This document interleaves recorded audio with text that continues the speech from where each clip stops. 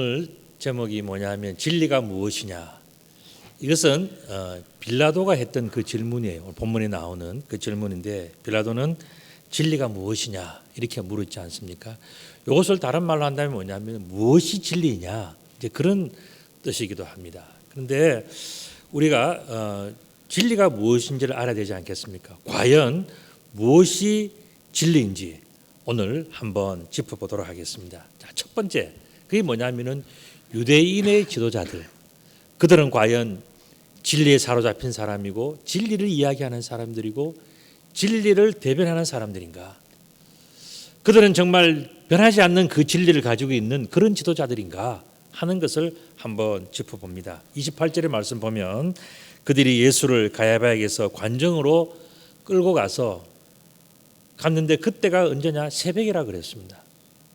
여러분들 유대인들은요 대낮에만 재판을 하도록 되어 있어요.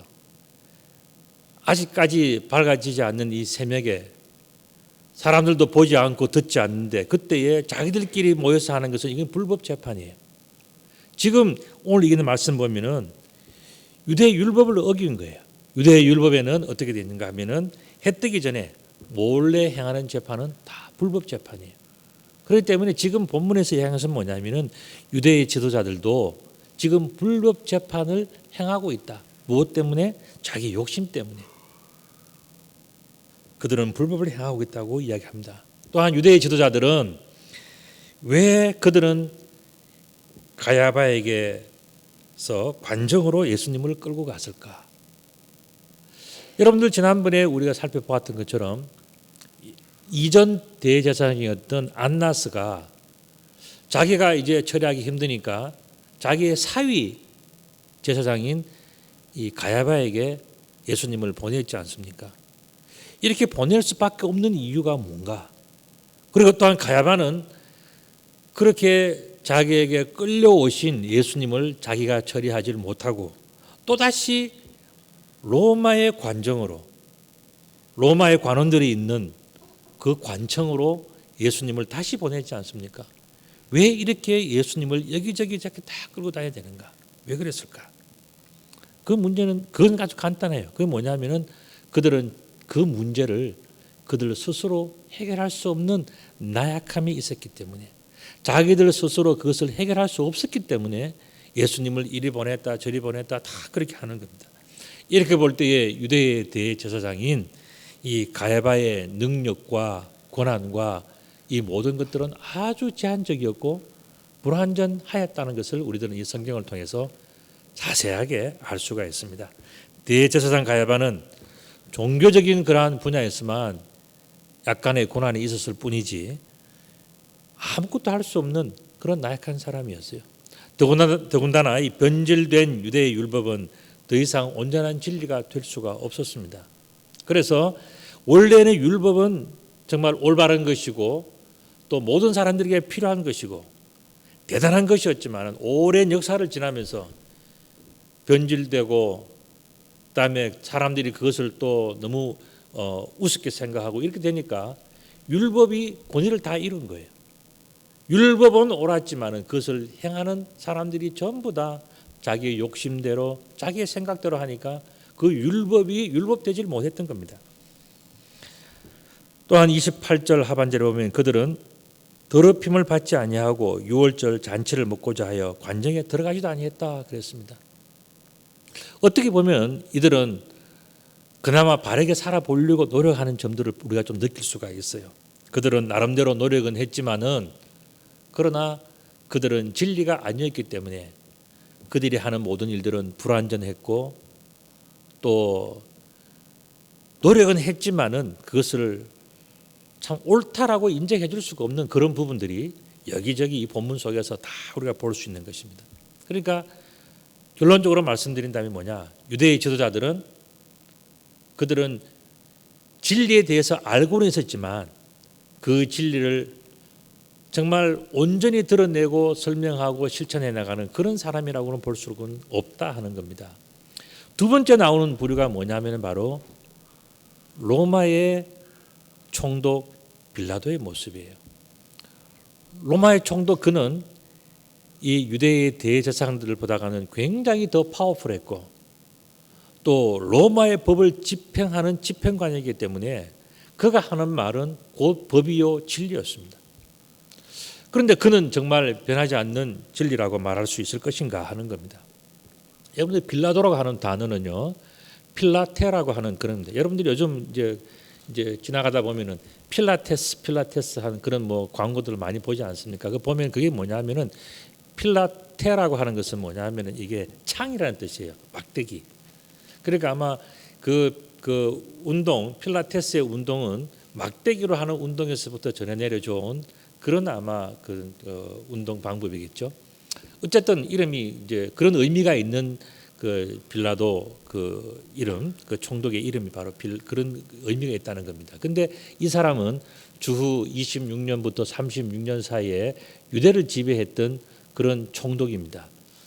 그런데 이 총독이 거기서 지배를 하면서 막강한 권력을 가지고 있었기 때문에 이 총독은요 태도부터가 좀 달라요. 여러분 그림을 한번 보실까요? 보시면 예수님도 서 계시고 대제사장들과 유대의 지도자들, 군인들, 하속들 다 서 있는데 유독 빌라도 총독만 비스듬히 앉아가지고 손가락질하면서 이게 뭐냐? 최고의 권위를 가지고 있고 또 자기가 하는 말과 행동과 모든 것이 다 자기 법이에요.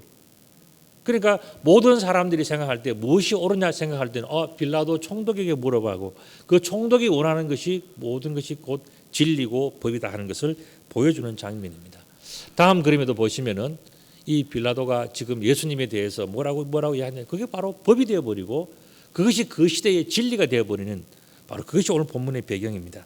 당시 로마의 총독은 흔히 하는 이야기로 생사 여탈권을 가지고 있어요. 이거는 뭐냐? 살아가는 문제. 또 뭐 이 사람을 죽여 하는 그 문제도 전부 다 이 로마의 이 총독은 다 할 수 있는 거예요. 왜냐하면 황제로부터 그 고난을 받았기 때문에 다 할 수 있는 거예요.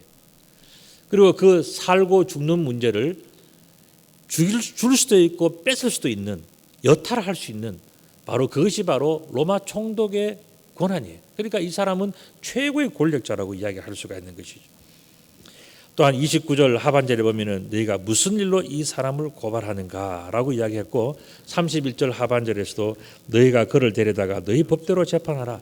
유대인들이 이르되 우리에게는 사람을 죽이는 권한이 없다 하는 그 이야기하는 것을 볼 때에 이 로마의 총독 빌라도는요 사람을 죽이는 권한 분명히 가지고 있는 아주 엄청난 사람을 죽여도 죄가 되지 않는 그런 권한을 가지고 있는 대단한 사람이 바로 이 빌라도 총독인 것을 우리가 알 수가 있어요. 자, 그렇다면 한번 따져봅시다. 로마의 총독인 이 빌라도 그리고 이 사람이 집행하는 로마의 법이 과연 진리입니까? 이렇게 그 시대의 모든 사람들이 당신은 진리입니다라고 인정을 해주고 당신이 집행하는 그 법은 항상 옳습니다라고 박수를 치고 다 한다고 해서 그 사람이 진리입니까? 저는 오늘 이 시간에서 로마의 법 그리고 그것을 집행하는 빌라도가 진리가 아닌 여러 가지 증거들을 오늘 여러분들에게 보여드리려고 합니다. 먼저 32절의 말씀을 보시면 이는 예수께서 자기가 어떠한 죽음으로 죽을 것을 가리켜 하신 말씀을 응하게 하려 함이라 그랬습니다. 앞부분의 내용들이 나와요.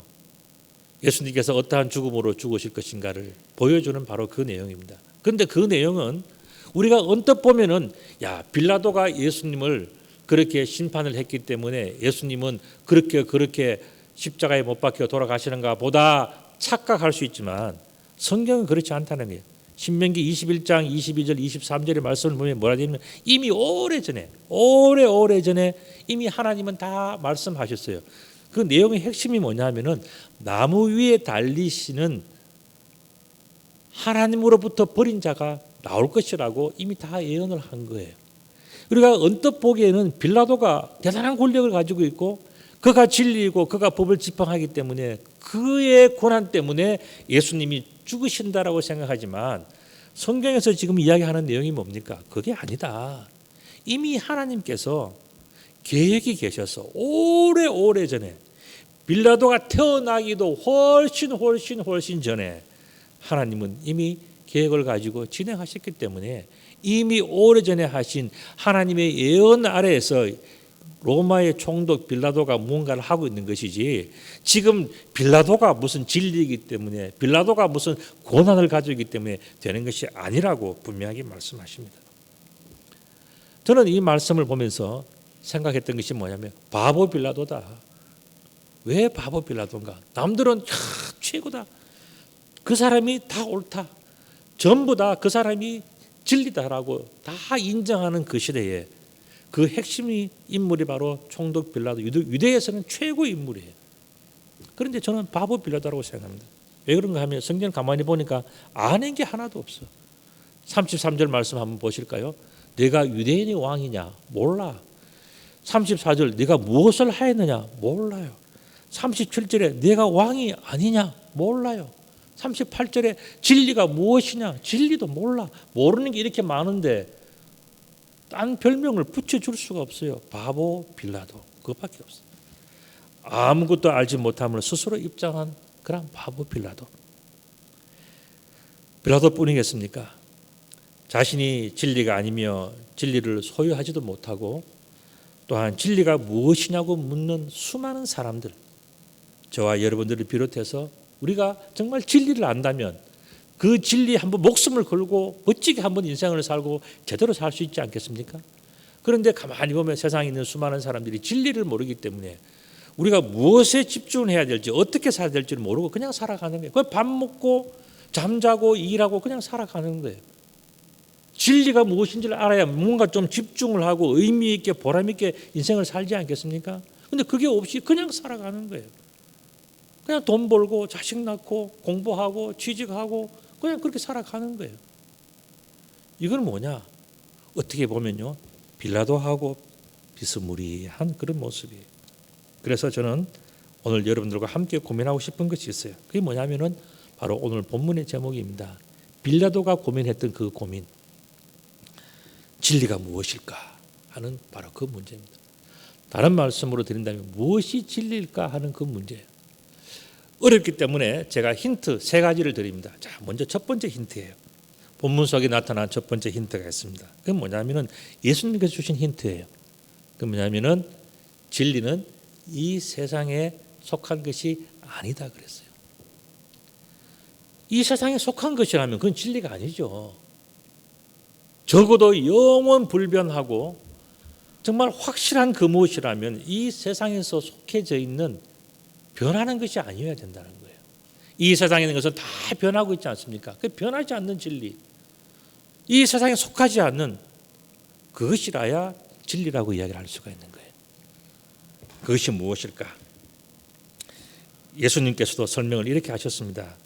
예수께서 대답하시되 내 나라는 이 세상에 속한 것이 아니니라. 만일 내 나라가 이 세상에 속한 것이었더라면 내 종들이 싸워 나로 유대인에게 넘겨지지 않게 하였으리라. 이제 내 나라는 여기에 속한 것이 아니니라 그랬습니다. 예수님께서 우리에게 주시는 첫 번째 힌트는 뭐냐면은 진리는 이 세상에 속한 것이 아니다라는 거예요. 이 세상에 속한 것은 진리가 될 수 없다. 이걸 예수님께서 말씀하신 거예요. 자, 여러분들이 고민하시도록 제가 두 번째 힌트를 드립니다. 두 번째 힌트는 뭐냐? 진리는 유월절과 관계가 있어요. 여러분들 유월절이라는 것은 제가 여러 번 설명은 드렸지만 유월, 패스오버라는 뜻입니다.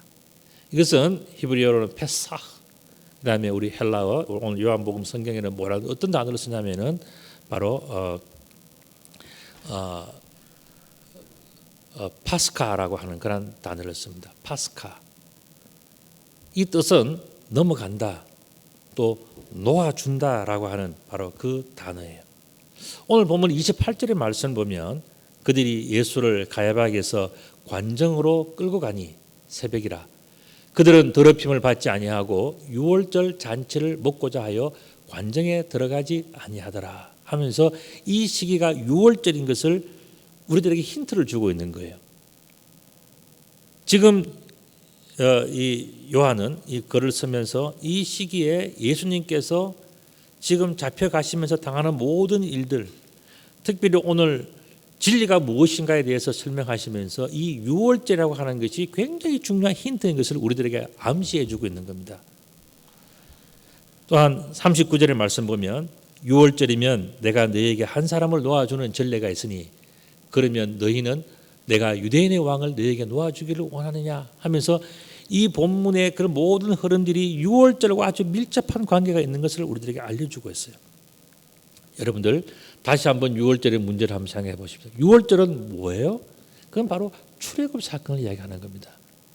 출애굽 사건은 그러면 뭐냐? 그는 뭐냐면 애굽에서 나가는 것, 애굽에서 놓여지는 것, 이게 바로 출애굽 사건이 아닙니까? 여러분들 애굽이라고 하는 것은 이집트를 이야기하는 거예요. 그러면 이 이집트를 이야기할 때 여러 가지 많은 이야기들이 있지만은 이집트의 신, 이집트가 이야기하는 진리, 이게 있단 말이죠. 이집트의 신은 뭐냐면 태양신이에요. 그것은 그 당시에 태양신의 이름이 라였어요. 라. 또 다른 말로 하면은 파라 이렇게 합니다. 여러분들 우리 KT나 이렇게 보면은요, 우리가 옛날에 스카이라이프 해가지고 이렇게 이 안테나 있지 않습니까? 동그란 안테나, 태양처럼 동그랗게 생긴 거.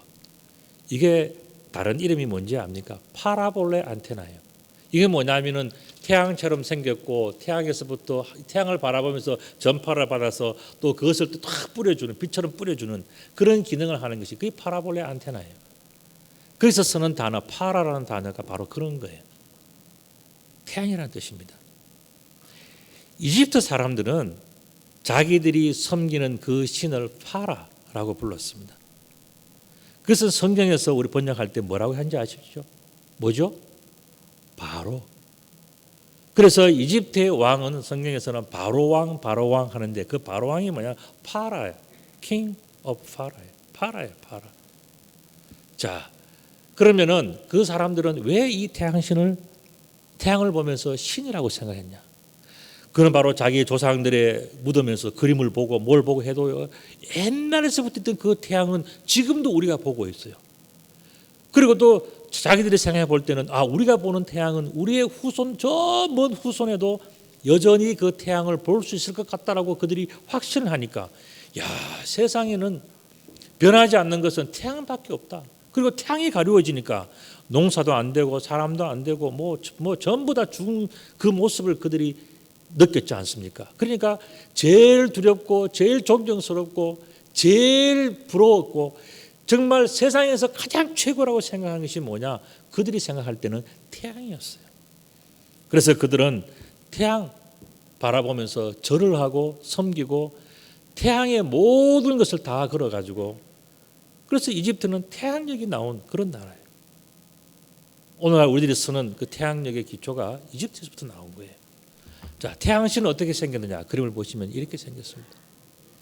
다음 그림, 우리가 이야기하는 파라오, 성경에서 이야기하는 바로, 여러 명의 바로가 나와요. 이집트의 역사에는. 왜 그런가 하면 이 태양을 너무 좋아하고 너무 존경하고 최고의 권위자는 파라오, 이 바로라는 이름을 붙였기 때문에 바로 1세, 2세, 3세 굉장히 다 바로, 웬만한 왕들은 다 바로예요. 다음도 이렇게 보시면 이거는 람셋에 있는 그런 바라오 상이에요. 이집트의 람셋, 지금도 있지 않습니까? 자, 람셋 하면 여러분 생각나시는 게 뭐 있습니까? 비돔과 람셋, 어디에 나오는 내용이에요? 그건 바로 고센 지역이에요. 고센 지역이 어디입니까? 그것은 바로 이스라엘 백성들이 이집트로 내려가서 요셉을 만나지 않습니까? 요셉이 너무너무 이집트에 공헌을 해요. 그렇게 하니까 왕이 이집트 사람들, 요셉의 형제들에게 하사한 땅이 뭐냐? 고센이고 그 고센 지역이 바로 람셋과 비돔 지역이에요. 국고성이 있는 그런 지역이란 말이죠. 그런데 바로 그곳에 있는 그 파라오 상이에요. 자, 그 다음에 우리 피라미드도 같은 지역에 있는 그런 것들입니다. 이처럼 애굽, 다시 말씀드리면 그 이집트 사람들은 변하지 않는 것에 대해서 굉장히 관심이 많았던 사람이에요. 왜냐하면 그 사람들은 머리도 좋았고 무언가 하나 잘하고 싶은 마음이 있었기 때문에 그들이 늘 마음속에 가지고 있는 질문이 있어요. 그게 뭐냐면 진리가 뭐냐 하는 거예요. 무엇이 진리인가? 어떻게 살면 좋은가? 무엇이 영원한가? 늘 그 생각을 가지고 있었어요. 그 사람이 죽어도 그 사람들은 뭐냐면은 무슨 약품을 써가지고 오래오래 영원히 가는 것, 이게 진짜라고 생각하고 그렇게 살고 싶은 마음들이 너무너무 강한 민족이 바로 이집트 사람, 애굽 사람들이었어요. 그래서 그들은 변하지 않는 것에 관심이 너무 많았고 가만히 지켜보니까 세상에서 가장 변하지 않는 것이 태양이라고 생각했던 것이 바로 그들의 생각이었어요. 자, 그러면 과연 그런가 한번 생각 짚어봅니다. 그들은 태양이 진리라고 생각했지만 그러나 하나님 앞에서는 태양도 아무것도 아니었습니다. 제가 그 근거를 대봅니다. 창세기 1장 3절. 하나님이 태초에 천지를 창조하시고 난 다음에 온 땅에 흑암이 두루차 있고 하나님의 신은 수면 위를 운행하시는 그런 캄캄하고 어두운 때에 하나님께서 만드신 게 있죠. 제일 먼저 만든 것. 그게 뭐죠? 빛이었어요. 빛이 있으라 하시니 빛이 있었고 그랬어요. 누가 만들었다는 겁니까? 하나님이 태양을 만드신 거예요. 이집트 사람들은 자기들이 연구하고 노력해서 보니까 태양이 최고일 것 같다고 생각했지만 그 위에 계신 하나님을 보지 못했던 거예요. 창세기 1장 3절에서는 분명히 이야기합니다. 태양뿐만 아니라 하늘의 별들과 모든 것들도 그 모든 빛은 하나님이 만드신 거예요. 하나님이. 이 빛은 태양빛뿐만 아니라 하나님으로부터 나오는 거룩한 빛, 그것까지도 다 하나님이 만드신 거예요. 뿐만 아니라 여러분들 홍해바다의 사건을 잘 알지 않습니까? 이 지금 6월절 이야기는 결국 출애굽의 이야기고 홍해바다의 이야기가 빠질 수가 없는데 그림을 한번 보시겠습니다.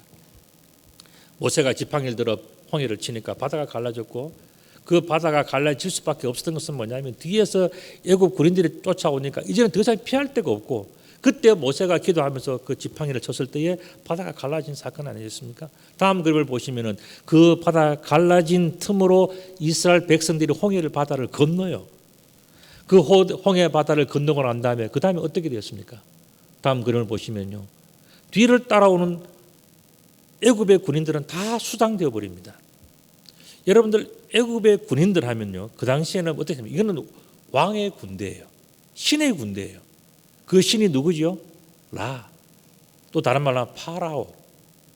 바로 왕의 군사들이 전부 다 물속에 갇혀버리는, 이 이야기는 뭡니까?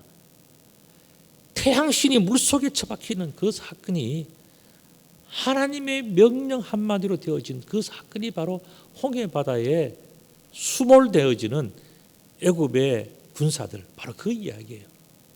아무리 태양신이 훌륭하다고 그들이 머릿속에, 그들의 지식 속에는 최고의 진리, 최고의 신은 태양이라고 생각했지만 그 태양을 한순간에 덮어버리시는 하나님의 능력, 이게 바로 출애굽 홍해 사건 아닙니까? 그렇기 때문에 지금 오늘 이런 것을 보면서 야, 정말 태양을 삼켜버린 사건, 애굽의 절대적 진리인 그 태양을 바닷속에 감추신 분이 누구인가 하는 이것을 한번 생각해 봐요. 여러분 누구일 것 같아요? 그것은 바로 하나님이에요. 마지막으로 본문 속에 나타난 세 번째 힌트가 있습니다. 그건 뭐냐면은 애굽의 절대적인 진리인 이 태양 아래에서 그 신과 같은 존재, 그들은 생각할 때 태양 이외에는 더 이상 없다라고 생각하는 그 바로의 손에서부터 그들을 놓아주신 분이 누구냐 하는 거예요.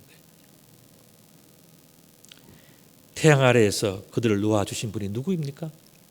하나님. 이렇게 볼 때에 오늘 우리들은 이 본문을 세 가지로 요약해 볼 수가 있어요. 본문의 질문을 요약을 정리해 볼 수 있습니다. 첫 번째가 뭐냐면은 이 세상에 속하지 않은 분은 누구인가? 우리가 진리가 누구인가? 진리가 무엇인가? 무엇이 진리인가? 이 문제를 이야기할 때 점검해 봐야 되는 첫 번째 요소가 뭐냐면은 이 세상에 속하지 않은 존재는 무엇인가? 또 이 세상에 속하지 않은 그런 분은 누구인가 하는 것을 우리는 생각을 해봐야 돼요. 두 번째는 뭐냐면은 태양신이 유대의 지도자들보다도 어떻게 보면은 로마의 총독보다도 훨씬 더 큰 파라오지 않습니까? 그 파라오를 만드시고 그 파라오가 가장 존중하는 그 햇빛을, 그 빛을 만드신, 그 태양을 만드신 분이 누구냐 하는 거예요.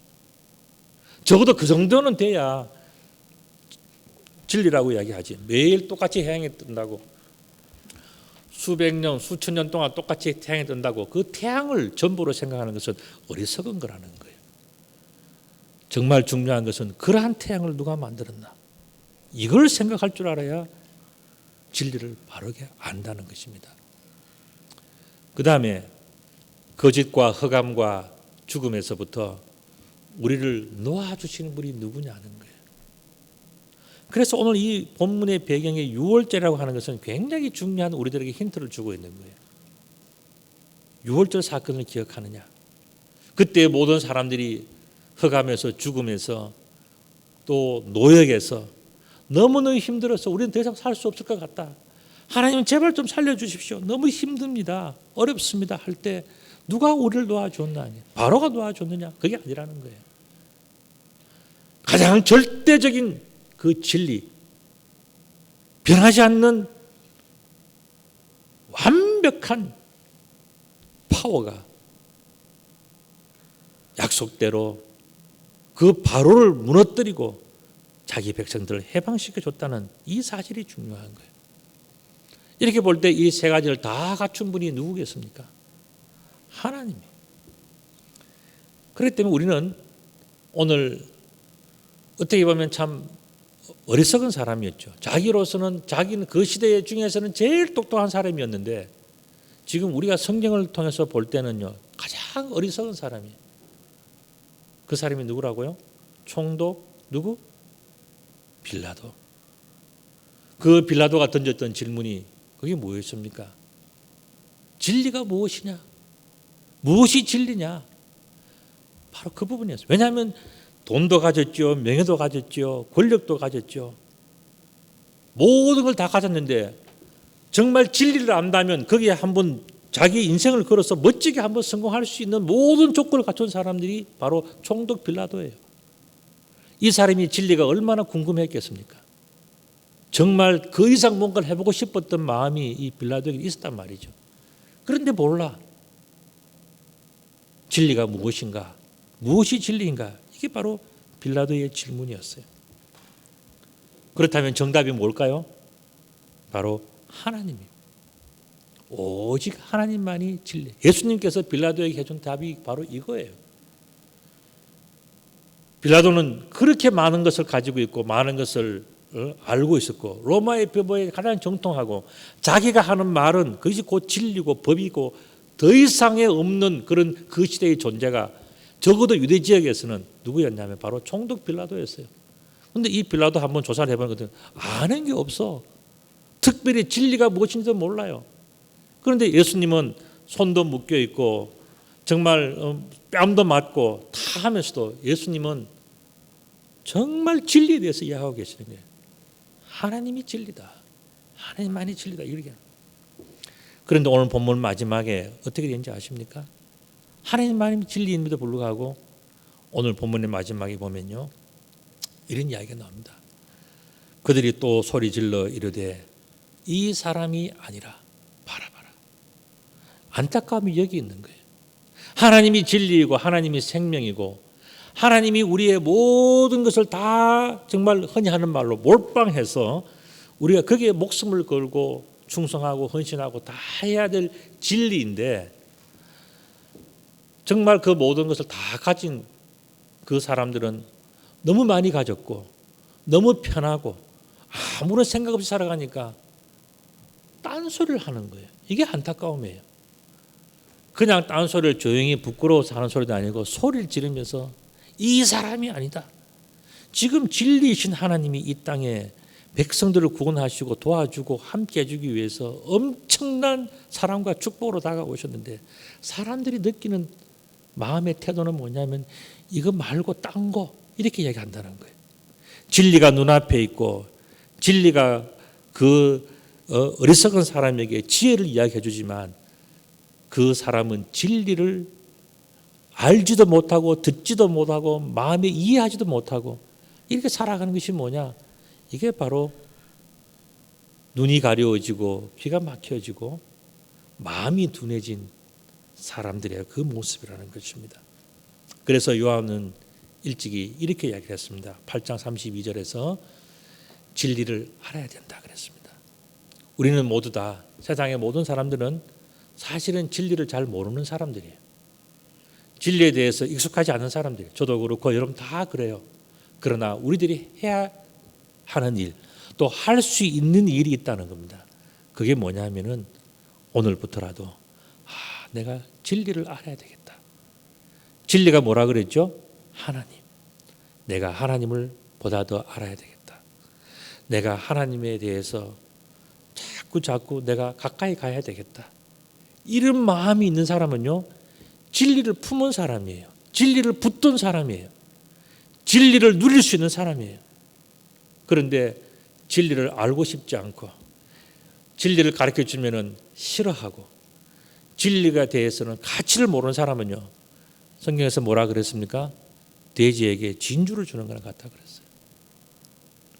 그렇기 때문에 우리는 오늘 예수님의 입술을 통해서 진리가 하나님이라고 말씀하시는, 또 하나님이 진리라고 말씀하시는 그 예수님의 그 마음을 우리가 귀담아 듣고 내가 이제는 진리를 붙들고 진리와 함께 살아가고 내 남은 인생 동안은 내가 진리를 더 많이 알아가야 되겠다라고 마음만 먹는다면 그때서부터 그 사람은 진리가 넘치고 넘쳐서 굉장히 지혜롭고 진리가 풍성한 멋진 인생을 살아갈 수가 있는 거예요.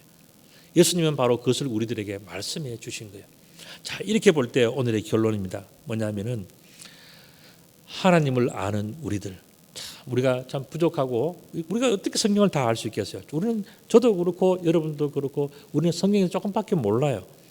그런데 어쨌든 간에 부모님의 축복과 사랑 속에서 또 어떤 친구들의 도움 속에서 우리들은 어쩌다 보니까 하나님을 알게 됐어요. 이게 세상에서 가장 큰 축복이라는 거예요. 내가 옛날에는 하나님을 모르고 살았고 하나님을 알아도 사랑하지 못하고 살아왔고 진리를 알아도 그 진리가 뭔지를 들어도 무슨 걸 모르고 살아왔는데 이제는 하나님이 진리라는 것을 알고 내가 그 하나님을 위해서 살고 하나님과 함께 살고 내가 그 하나님을 위해서 무언가를 할 수 있다는 그 희망을 가지고 살아가는 그것이 얼마나 큰 축복입니까? 그래서 우리들은 하나님을 안다는 것 자체가요, 내 인생의 최고의 축복이에요. 우리 인생의 최고의 축복은 뭐냐면 하나님을 아는 거예요. 그래서 오늘 본문의 말씀 보면은 하나님을 더 많이 알아가고 하나님을 더 많이 배우면은 진리가 우리 속에서 가득 채워지는데 이것이 가장 큰 축복 아니겠는가? 그 말씀을 하고 있는 겁니다. 하나님을 아는 여러분들은, 또 다른 말씀을 드린다면 진리를 아는 여러분들은요, 세상에서 제일 축복받은 사람들. 진리를 모르는 사람은요, 인생을 가장 멋있고 화려하게 살아도 그 끝이 좋지 않아. 갈 곳이 없어요. 그러나 진리를 아는 사람은요, 인생이 달라요. 인생의 퀄리티가 다르다는 이야기입니다. 왜냐하면 진리를 알기 때문에. 그 진리를 알고 그 진리를 날마다 자기의 것으로 품고 정말 진리롭게 인생을 살아가는 사람은요, 생각하는 것도 살아가는 방법도 인생의 품격도 다 다른 거예요. 예수님은 바로 그런 삶을 우리들에게 주신 분이에요. 우리는 하나님을 아는 사람들이에요. 우리는 진리를 아는 사람들. 그렇기 때문에 우리는 세상에서 가장 복받은 사람들이에요. 왜냐하면 진리를 알고 있기 때문에. 이러한 진리가 여러분들의 삶 속에 가득 채워지는 멋진 인생 다 누리시기를 우리 주님의 이름으로 축복합니다. 아멘. 하나님 아버지, 참 감사합니다. 우리들에게 진리를 주셔서 진리를 날마다 더욱더 알아가게 하시고 또 이 진리 때문에 우리 인생이 흔들리지 않고 진리 가운데서 참으로 감사와 행복이 넘치는 멋진 인생을 살게 하신 것 감사합니다. 남아있는 우리들의 모든 생애도 더욱더 진리롭게 살게 하시고 또 진리를 통하여 주시는 하나님의 거룩한 생명이 우리 가운데 풍성히 넘쳐날 수 있도록 축복하여 주옵소서. 우리 구주 예수 그리스도의 이름으로 기도드리옵나이다. 아멘.